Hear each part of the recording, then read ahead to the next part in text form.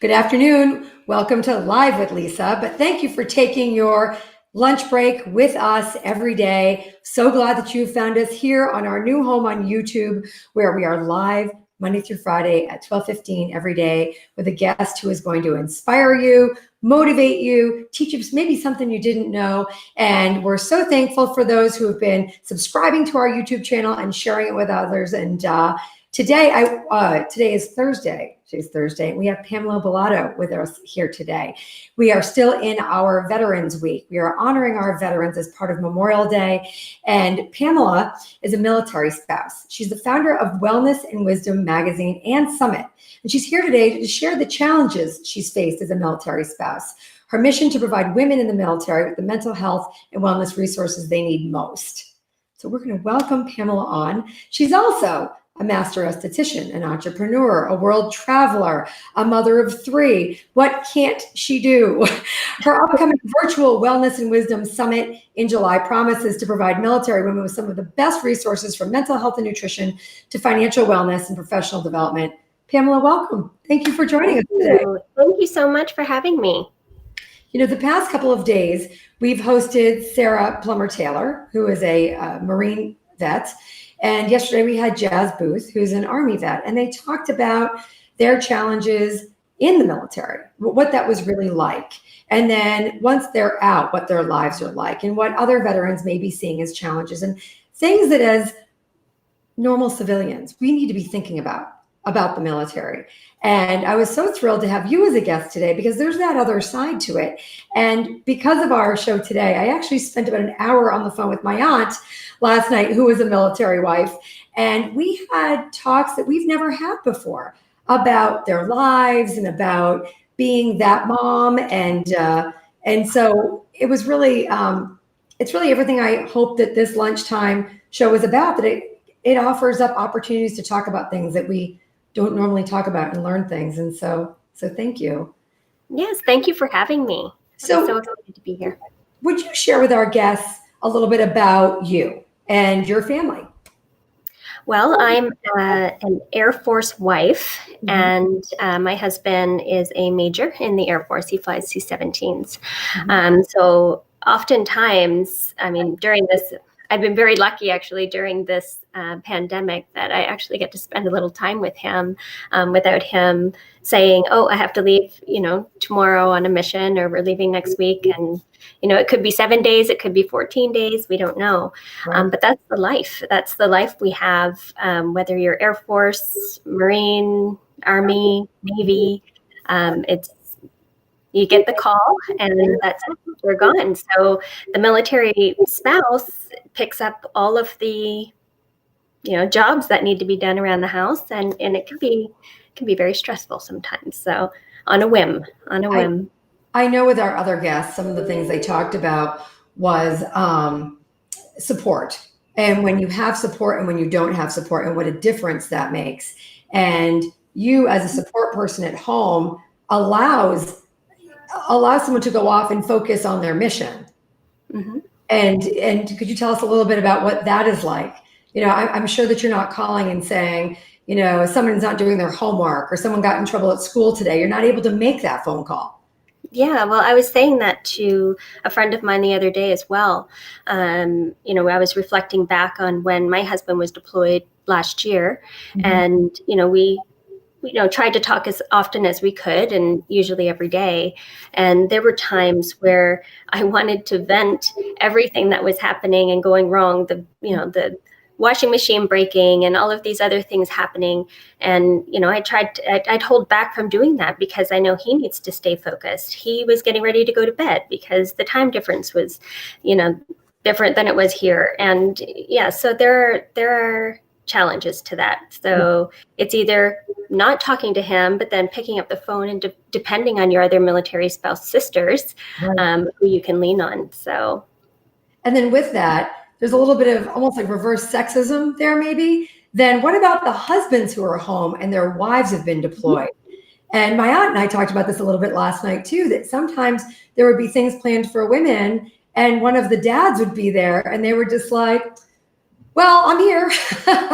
And so again, that military spouse being so important how can we think about being more supportive of that spouse who is helping somebody go off?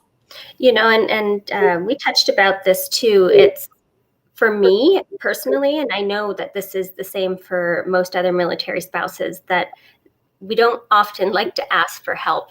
And so, I mean, it's just taking the initiative to pick up the phone and you go ahead and you ask, or actually, no, don't say what do you need, because typically it will be, no, we're okay. Just go and do something. If you know that that spouse is alone, or that her husband or wife is away, just take that initiative, offer, to pick up, maybe take the kids for the afternoon, or little things. Sometimes it's just or just picking up the phone and having that conversation and saying, how are you doing? That's just, it's very, very important, having that mental health, as a military spouse, practicing self-care, extremely important. And I learned that swiftly last year as well when my husband deployed. So, just taking that time for yourself and focusing on yourself during that time, it's very important. Well, and with that, then you're focusing on something versus worrying, right? Maybe worrying about what's happening overseas or what could happen or all the things that you're managing by yourself. What did you do to focus on something else that might be more productive? So I took a little bit of a different route when my husband deployed. I knew he was leaving, so I set a goal for myself, because I knew how I thought when he goes on short missions. I'm a very big worrier, and so I'm thinking, he's going to be gone for months on end. How can I focus on myself? How can I keep my mind busy? So I decided to do change myself into a bodybuilding competition, which is not the usual thing for most women, but that was my wellness. And everybody has a different wellness. So my wellness was taking care of me during that time. And, I tried to share a lot about my journey into going into health and well-being and taking care of your body and your mind, because it's totally transformed me. It's made me a better person. It's made me more focused. It's made me, I'm not going to say less stressed, but it does keep my mind very busy. And I feel great. I feel healthier, more clear, and I can be a better wife and mom. Right. And, yes. How old are your kids? I have 3 children and a stepson, so I have 4 children. 2 of them, 2 18-year-old boys, a 12-year-old boy, and a 6-year-old boy. Right. So that's a lot to manage. Now, I have another question too, because I've been known to run marathons and do triathlons, and it's a lot of work. And I am either all in or I'm doing none of it. Were you a bodybuilder to begin with? Because that's a commitment. I know people who've done that.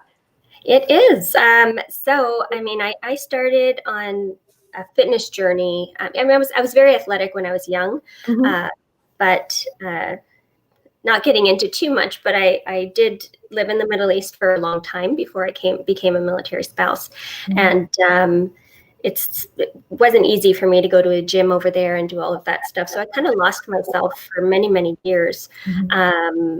I became a military spouse actually in 2016. And just before that is when I really started focusing on me and myself. But no, before I became a bodybuilder last year, I trickled in the gym, and I started learning how to stay consistent with doing my exercises and my diet. But it was like a light switch went off before my husband deployed, and I said, you know what, I'm going to change myself completely. I don't like how I'm looking. I don't like how I'm feeling. And it was like an overnight switch, and I was consistent, and in a matter of 5 months lost over 15% body fat. And I did my very first natural bikini competition, and I won. So that just goes to show that you can do it. And I stayed on that path ever since. So I'm still on the journey to building, and hopefully in the fall I can do my next competition. What a great example for your kids too. You know what I really like that you just said? You didn't say I lost a certain number of pounds. You talked about your body fat. And so you're looking at it from a very healthy point of view. Yes. And not from a weight standpoint, but what's a healthy fat ratio? Is that right? Muscle fat It ratio? is. I stopped getting on the scale completely because I was building muscle, so the scale, it wasn't going down, Right. and in fact it was going up. And right now I'm actually 15 pounds heavier than I was last year at this time, but yet my body looks better than it did at that time. Right. So yeah, so I just gave up on the scale. I don't look at the scales. And so with that attitude and recognizing that not everybody does have that thought process of, I think I'll do something really great for myself. Some people actually can go the opposite. They can worry, they can cause themselves mental health challenges. And that's not, that's again, another challenge to the military in general. So much we've been learning about this week. What did you do? What did you find that people needed? So back in 2018, we had just moved to Washington State, and I only knew a few people, and I really wanted to do something. One, my heart was into providing that kind of wellness because I've been in the medical aesthetics industry for a very long time. So my heart was always into making other women feel good about themselves. And so in 2018, I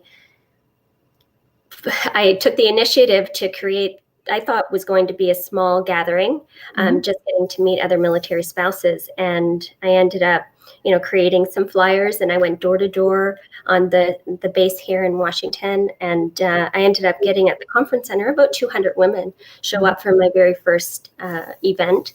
I had incredible speakers everywhere from, psychologists to everyone in mental health, just an entire day for them to focus on them, get resources, feel good about themselves, and leave with a smile. And it was so successful that I said, I have to do this again next year. So I did it again last year in 2019. I took out the entire conference center this time. Was able to do, have childcare for them available, and ended up having over 400 women show up. So I made a commitment to myself for 2020 to actually go on a tour and take this to different installations across the United States.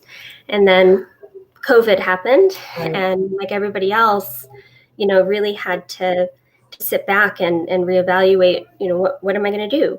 And so I just decided, I said, well, if I can't do it in person, I'm going to do it virtual, which is what everybody's doing right now. Right. And and I contacted a company that is going to help me build this absolutely beautiful platform, and very interactive. You feel like you're in the environment, and be able to offer a full day of live streams with absolutely phenomenal speakers. And I'm so excited about it. There's 40 on-demand sessions in mental health, well-being, fitness, nutrition, professional development, financial wellness, and then the live stream, of course, will have all of the live stream speakers and panels and live entertainment as well. So wow, how so ambitious and so terrific for people to be able to get together and share, just experiences that are unique to them. Someone on the side asked, what type of big adjustments do you have to make with your children? So we're going to backtrack a little bit into that, because I know that, you may have to move, or, daddy might be away, or for, again, another family that might be mommy. What types of adjustments do you make with your kids? And I have such a bad habit of asking so many questions at one time. How amazing that you were thoughtful enough to put daycare or childcare at your summit so that more women could attend. But talk about your experience with your kids. That was a good question from the audience. Well, I mean, in this moment right now, being home with the kids is definitely challenging. But I'm very lucky because right now my husband is home, and God bless him. He has picked up the whole homeschooling part, which has been a huge blessing on my side. So he's just been super supportive with me putting this together, and it keeps telling me, he's very proud of me for doing it and giving me that time to break away to put this all together. So if it wasn't for him, I wouldn't be able to do this. That's for sure. Well, he probably understands better than anyone, having that level of support, how that helps him do his job better. And that really it is a team, right? You're just as military as he is, being able to allow him to do that. With the summit, you also started a magazine. So how did you're becoming the Oprah of military wives. So the magazine, how do they work together? So when I thought about doing this entire summit, I thought, wow, I'm going to be able to reach all of these women that I wouldn't have been able to reach just here in Washington State. And now I can reach, all these women across the United States, across Canada, across in international. I mean, I have spouses that are helping me over in Germany. I have one in Italy. I have a military spouse that's from New Zealand, and she's on the team. So we're really trying to make this very global. Right. But yes, it's kind of lost my train of thought. My son is yelling in the other room. So this is the whole, going live stream, what happens. That's right. But I love it. It makes us all so much more real, right? than just being up on a stage somewhere where it's all contrived. This is the real life. That's true. But yeah, just being able to do this and open it up around the world. I've actually opened this up to embrace other women to come into this environment. So yes, it's for military spouses, and I have an abundance of military spouses who are absolutely phenomenal professional women who do incredible things in their own right, that are coming in and providing their expertise, and now to allow women who are around the world that are all going through this crisis to come into our environment, to be embraced by our kind of resilience and resources and tools that they can use to be better, to be better at who you are. That's a really interesting thought there, because you're already conditioned to immediate change, having to up and move, having to have someone deployed, having your life change out of nowhere, and always having the fear of something going wrong. And a lot of people are going through that right now with COVID. So the resources that you're providing to a group that is already maybe not necessarily adjusted, but it is part of their life, I would think that the resources you're providing would be so beneficial to everybody right now. That's one of the reasons why I really wanted to do this. And it is a summit. It's called Wellness and Wisdom, because I'm offering so many different tools, because you can't be perfect and amazing at your career or at your business if you're an entrepreneur if you're not well. So to get all of these amazing tools just to take care of yourself, and then be better at being the business person that you are, or the stay-at-home mom that you want to be, or whatever it is. So I just feel very blessed, and I couldn't do this without bringing all of these amazing people on board with me. Has the magazine launched yet? No. So it's going to launch on July 1st. So, and the summit launches. I'm having a little feedback, so I'm sorry.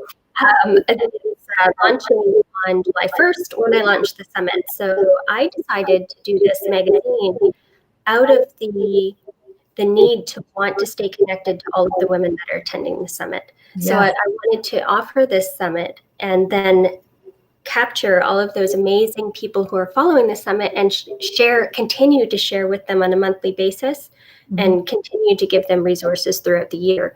So this is a huge pivot for me. I've never been into the magazine or editorial business before, but we're all pivoting right now. So I'm very excited. I'm excited to try all these new things, and it's just opportunities. You take opportunities and you go with it. Right. The other thing that I hadn't thought of, I keep thinking of things as you're talking, but oh shoot, now I just lost my train of thought. Look at the magazine. We were talking about the summit. Oh, trying something new. I mean, this is the time to try anything new, Yes. right? And I feel like where I started this show, it was supposed to be a few weeks and it took off into something very different that now we have a YouTube show. I didn't know 2 months ago that I'd be a YouTuber, right? I'm learning a lot. And with that, anybody could try anything, I feel like right now. And people would give them that atta girl or that atta boy. Like, yeah. And if it didn't work, you probably learned something really great along the way. And so how terrific that, you're doing the magazine and you haven't done it before, but you know what people need and you're filling that need. Yeah, it's and a podcast. So I've already started recording some of the podcasts, and that will launch in June. And the podcast actually was my way of highlighting all of the women that are going to be a part of the summit. So a lot of the women who aren't doing the live stream on July 2nd will actually be behind the scenes. So there's 40 on-demand sessions that are going to be available for women. And these women are absolutely phenomenal. So why not interview them and show people how incredible they are before the summit? So all through June, people are going to be able to hear all of these amazing women and what they have to offer and how big their hearts are because they're coming out and providing their tools for them. So are there speakers that you can name that we could expect to see? Well, there's a lot of military spouse speakers that are on the on-demand session. I have an amazing military spouse who was on Shark Tank. So she's curated a panel of women who have gotten deals on Shark Tank and built their businesses essentially out of their kitchen. So I'm excited for that panel. I have the amazing Dr. Jen Welter, who is so she's I know I have her book too. But if there's not somebody who can speak about leadership, it's her. She is, she blows me away every time I talk to her. I have incredible military women who have stepped forward and done things that typically a man would do, like, the first female fighter pilot, or I have also Ashley Huffman, who is a speaker for the sports diplomacy for the State Department. So she will be helping to moderate that panel as well. I'm actually meeting tomorrow with the Princess of Kuwait. And she is a phenomenal woman because she has an organization which actually gives back to support women affected by war. And this is not just for women of the Middle East. This is women for all over the world, refugees.